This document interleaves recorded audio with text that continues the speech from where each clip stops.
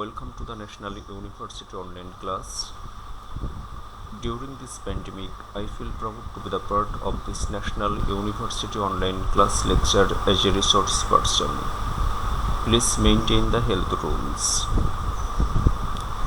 We will talk about Elizabethan and Jacobean drama. Paper code is 231101. Now, we are going to discuss Volpone.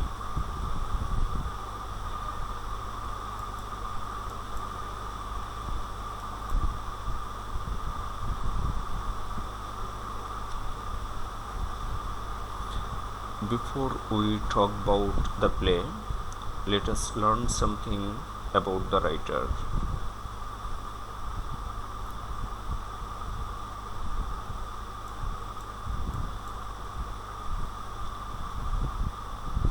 Ben Jonson, by name of Benjamin Jonson, was an English playwright, poet and critic. He was born in London, England, probably in the year 1572. He is regarded as the second most important English dramatist after William Shakespeare during the reign of James I. His father died shortly before his birth and his mother remarried a bricklayer. Jonson attended St. Martin's Parish School and Westminster School. There, he came under the influence of William Camden. He was a classical scholar. However, his formal education ended early. In 1589, he left the Westminster School. After leaving school, he followed his stepfather's trade. Then he fought with some success with the English forces in the Netherlands. In 1594, he married Anne Louise, and he had at least 2 children.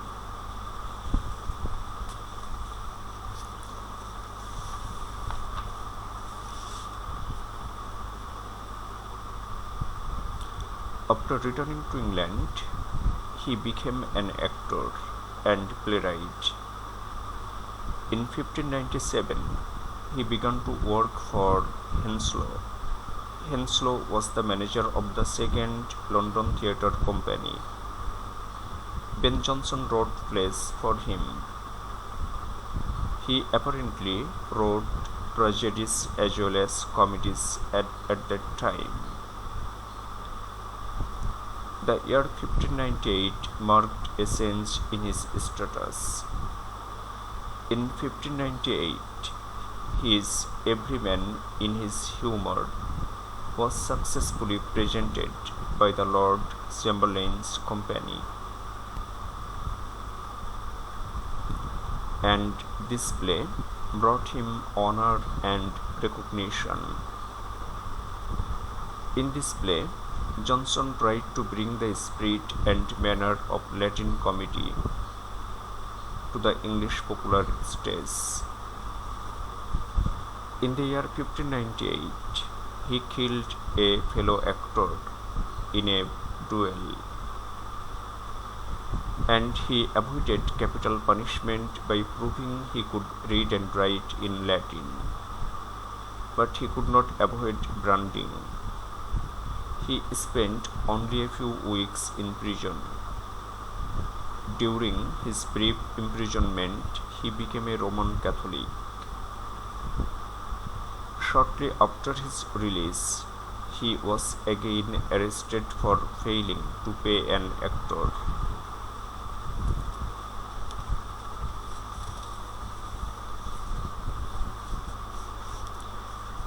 He popularized the comedy of humours. Some of his major plays are Everyman in his humour, Volpone, The Alchemist, and Bartholomew Fair. He is known for his lyric and epigrammatic poetry. He received royal favor and patronage under King James I. Many of his most famous plays, including Falcone and The Alchemist, were produced for the London stage. In 1616, he was granted a pension of 100 marks a year. He is often identified as England's first poet laureate. Johnson was friends with many of the writers of his day, and he wrote many of his most well-known poems to pay tributes to friends such as Shakespeare, John Donne, and Francis Bacon. Ben Jonson died in Westminster in 1637. He is regarded as one of the major dramatists and poets of the 17th century.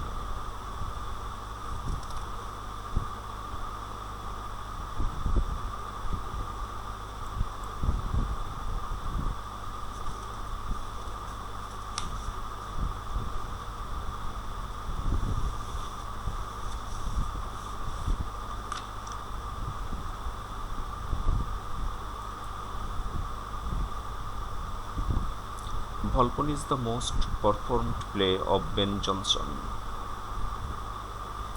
It was immensely popular. It is a comedy. It was first produced in between 1605 and 1606. The play is set in Venice. It is a city comedy, and at the same time, it is a type of beast fable. It is a merciless satire of greed and lust. However, it is ranked among the finest Jacobean era comedies. By writing Falcone, Ben Jonson broke new ground in the English theatre. He produced an innovative kind of high-energy, intensely dramatic comedy, and it sustained both high moral seriousness and joyful hilarity.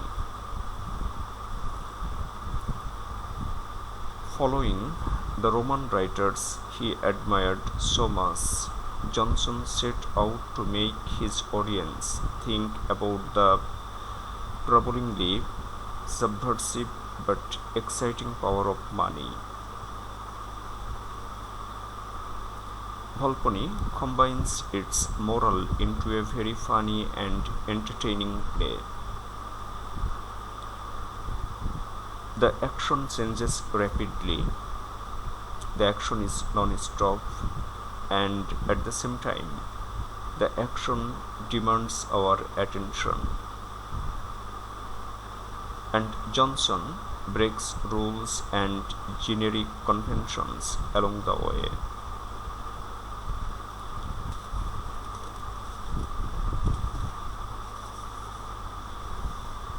The play was staged for the first time in 1605 by King's Company of Actors in the Globe Theatre, and it was published in 1607. The main themes of the play are greed, animalization, parasitism, deception, and so on.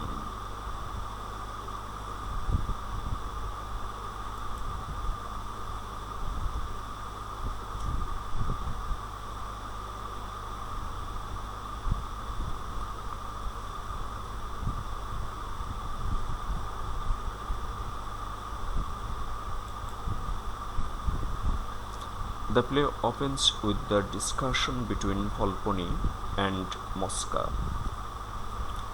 They are talking about the great wealth that Volpone has collected and that he enjoys seeing and touching. We come to know that Volpone has no family and no beneficiary. He enjoys the game of collecting riches far more than he does the actual wealth he has.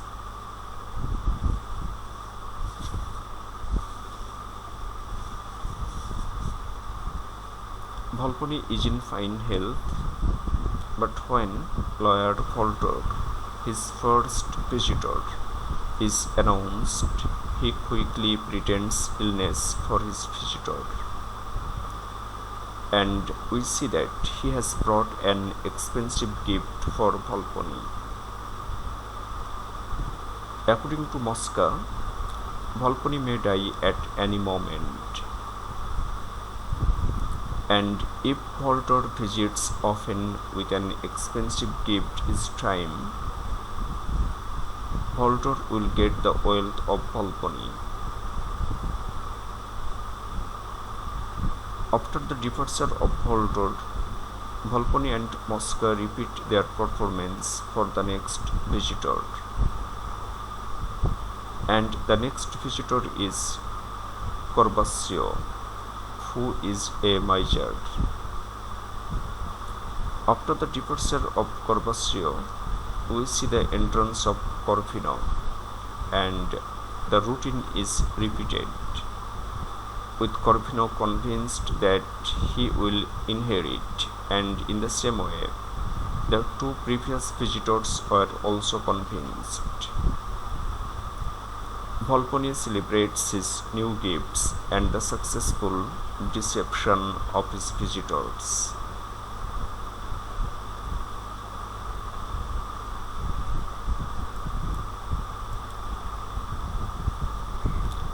From the second act, we come to know that outside of the house of Corvino, in the public square, Sir Politic Woodby and Peregrine discuss England, their home country.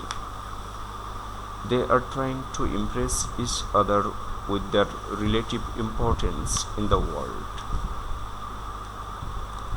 While this conversation is going on, Volpone enters disguised as a traveling medicine man. We observe that he sets up a stand and then he begins to promote his medicine. The two Englishmen begin arguing with Volpone over prices. Attracted by the commotion, Celia leans out her window, and she is noticed by Volpone. Volpone wants to have this woman, and he advises Mosca to make it possible. Corvino comes, and he sees his wife at the window. Then he begins to beat Volpone, and at the same time he criticizes his wife. Mosca meets Corvino and tells him that Volpone is very ill. He also tells him that the doctors have said he might be better if only he has a beautiful young woman to sleep beside him. Then Corvino advises him to hire a prostitute. Now we see that Mosca is unwilling to hire. He tells that such women are dishonest and might attempt through deception to take the wealth of Volpone. Corvino is convinced that Volpone is ill and his wife would be safe. Then he offers his wife to sleep beside Volpone. And this act ends with Corvino telling Celia to get ready, and they will go to visit Volponi.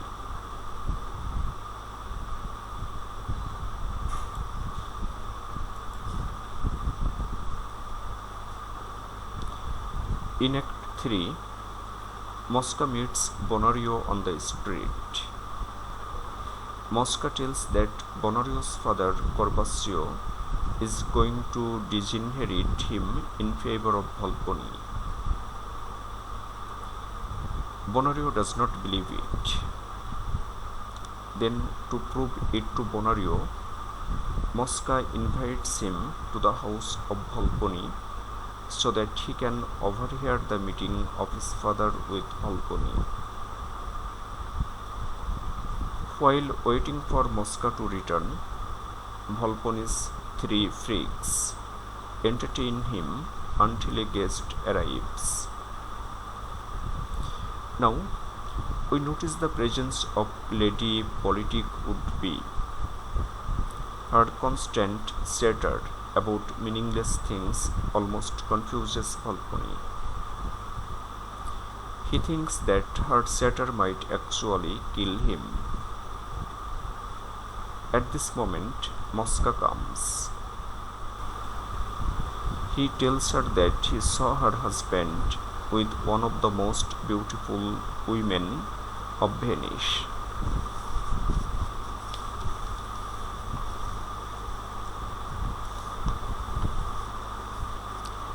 Mosca has brought Bonario to witness the meeting of his father with Volponi. Now he hides the young man in Volponi's gallery. We notice the arrival of Corvino with his wife, Celia. She is taken into Volponi's presence, and Volponi pretends illness at her approach.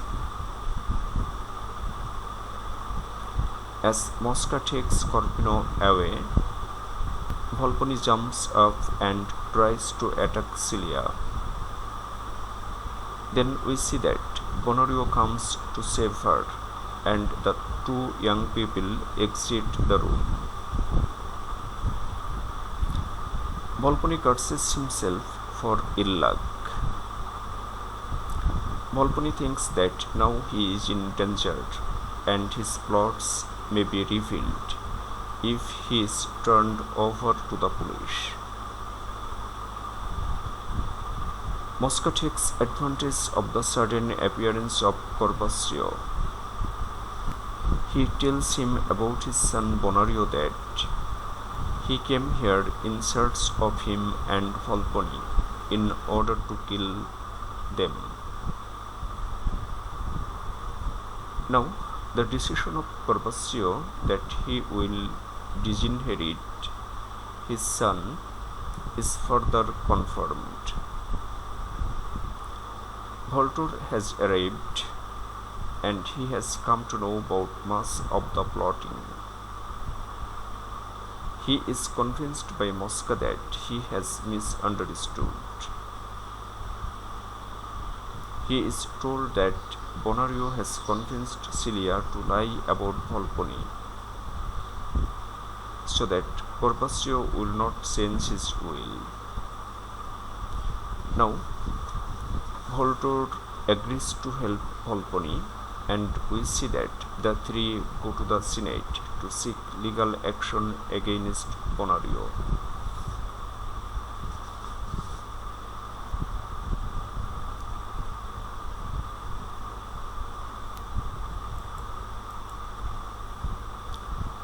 From Act 4, we come to know about the discussion between Sir Politic would-be and Peregrine.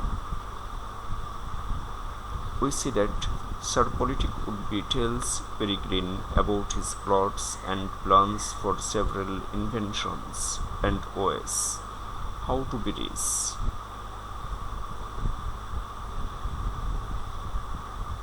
Now, we notice the appearance of Lady Politic would-be.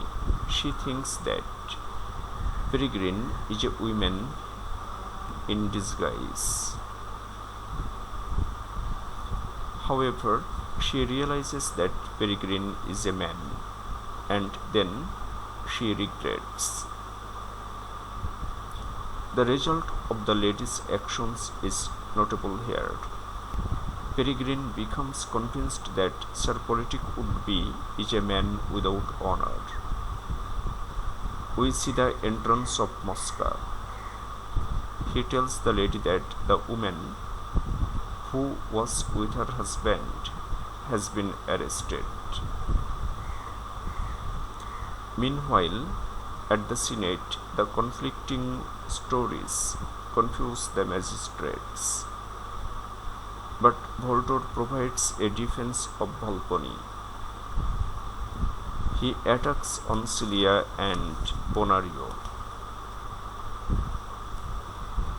Lady Politic Woodby announces that she saw the lady with Sir Politic Woodby, and at the same time, Bonario is represented as the lover of Celia. Now, the magistrates are convinced of Celia's wrongdoing. While all this is going on around him, Volpone lies on a stretcher and points out that he is very ill, and for this reason he is unable to attack, of which he is blamed. We see that the magistrates are convinced, and Volpone and the legacy hunters are released.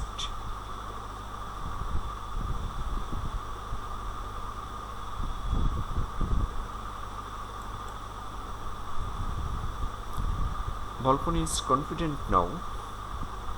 His success makes him more confident, and he hits upon a new plan.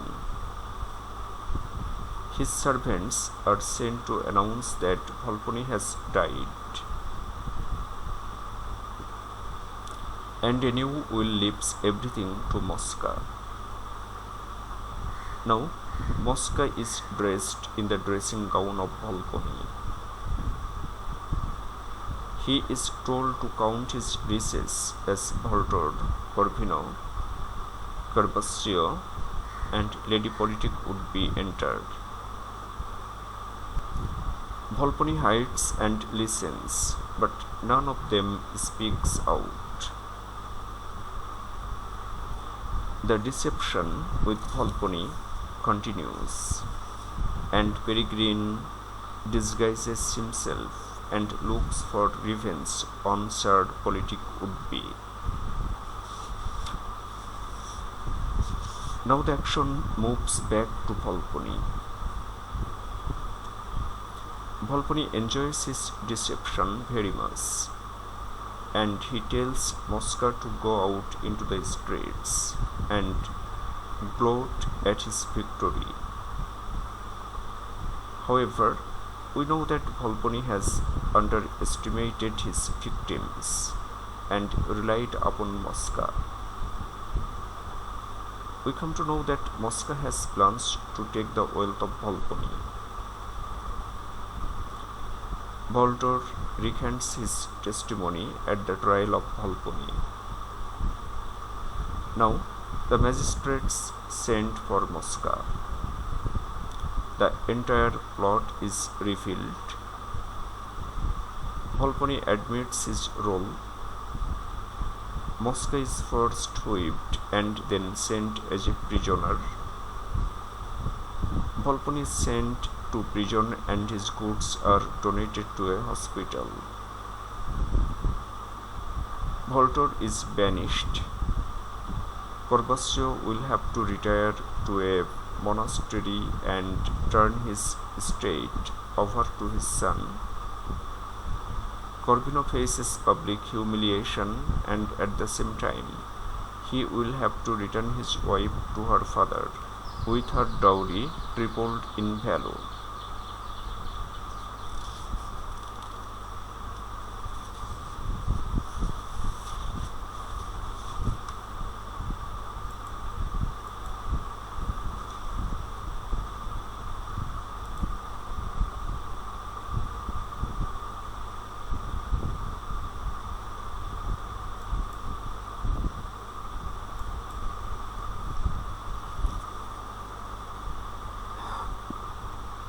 The main character in the play Volpone is Volpone himself.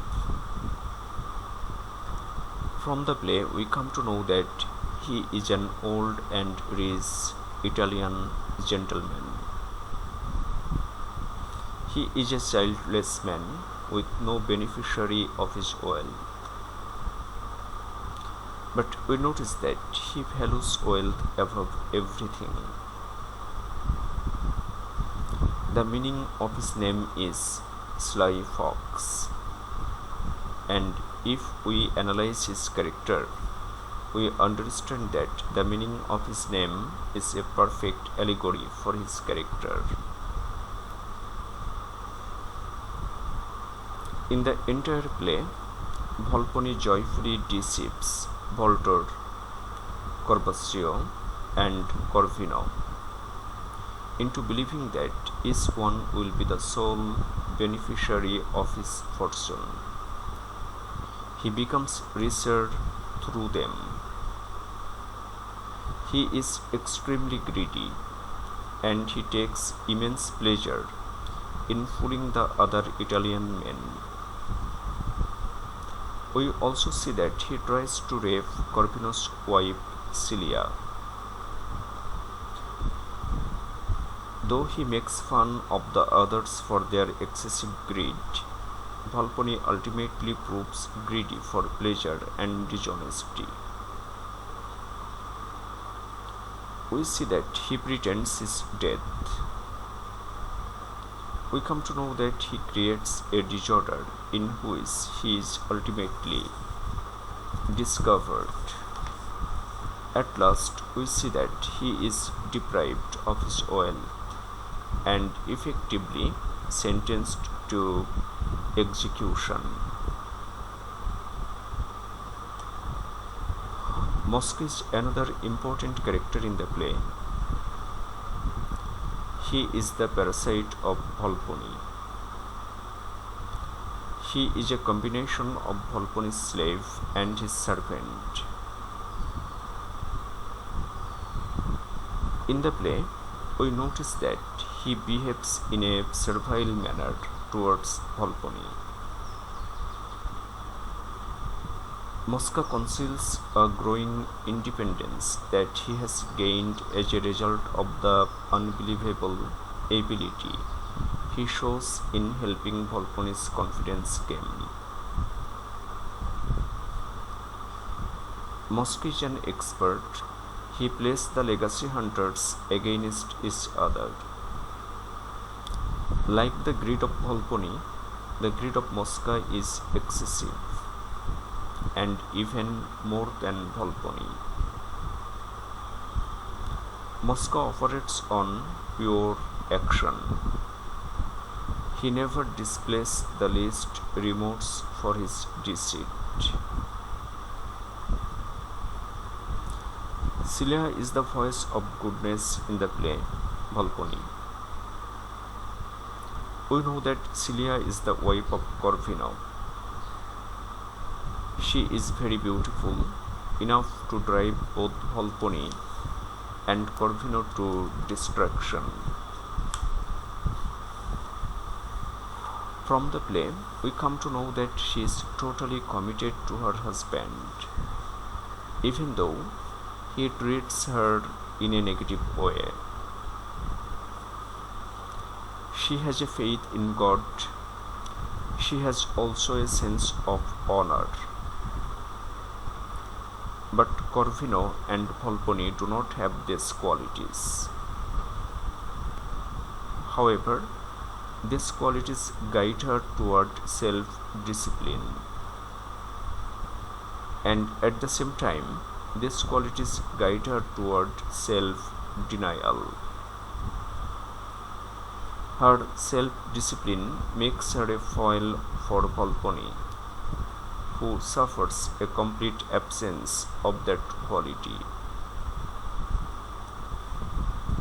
Voltor is one of the three legacy hunters.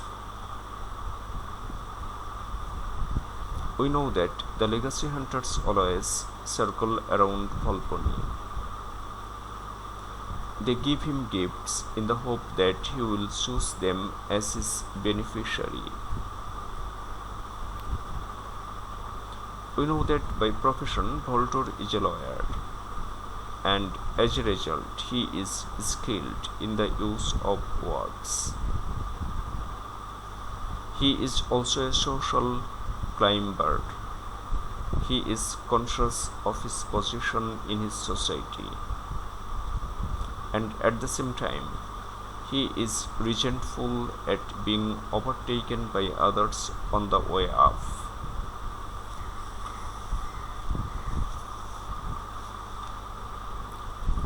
Corvino is an extremely greedy character. We know that Corvino is the husband of Celia. When we try to understand him, we see that he frequently threatens to do hateful acts of physical violence to Celia in order to gain control over her. He is more concerned with his financial gain than with her faithfulness, with her honesty. He sees his wife as a piece of property.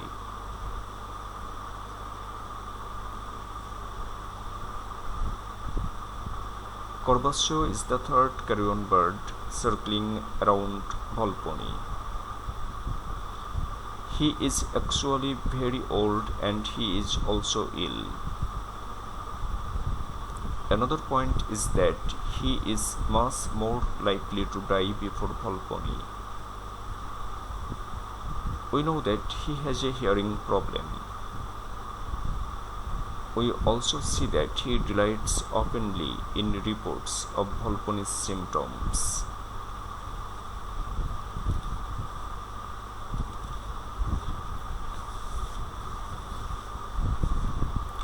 Bonario is the son of Corvaccio.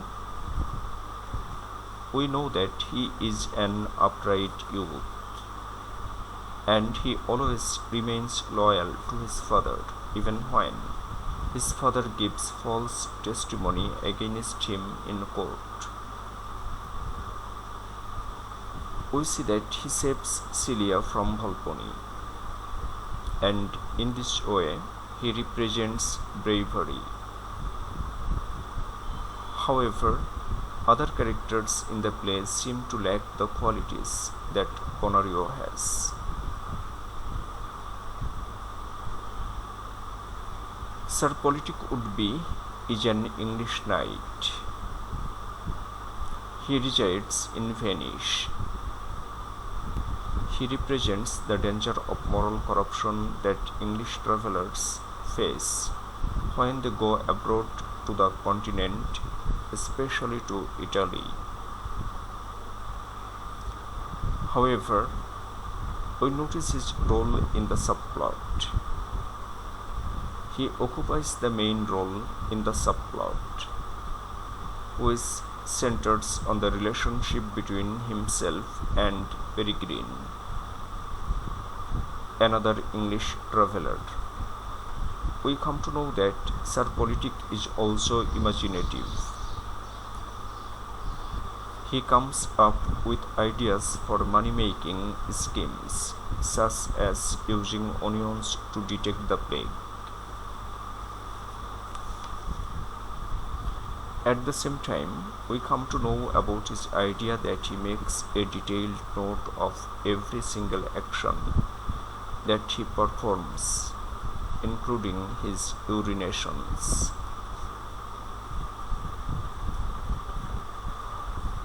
Lady Politic Woodby is another character in the play. Lady Politic Woodby is portrayed as a would-be mistress. She is the impetus for the movement of would-be to Venice, because she desires to learn the ways of the sophisticated Venetians.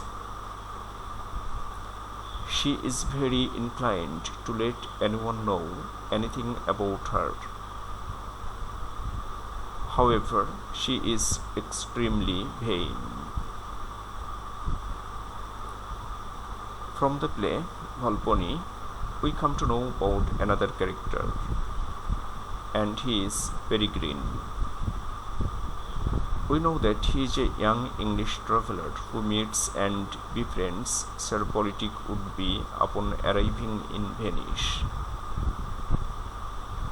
Peregrine is amused by the Woodby, but at the same time, we notice that he is also easily offended, as demonstrated by his adverse reaction to Lady Politic Woodby's suggestive comments.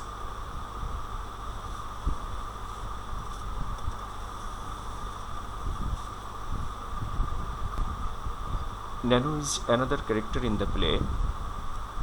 He is a dwarf, and his name in Italian also indicates dwarf. He is also Volpone's fool. He keeps Volpone entertained with songs and jokes, and the songs and jokes are written by Mosca.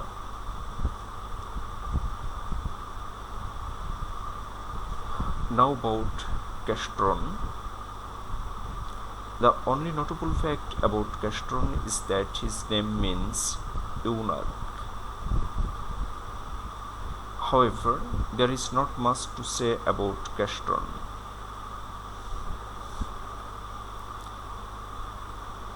Androgino is another character in the play Volpone.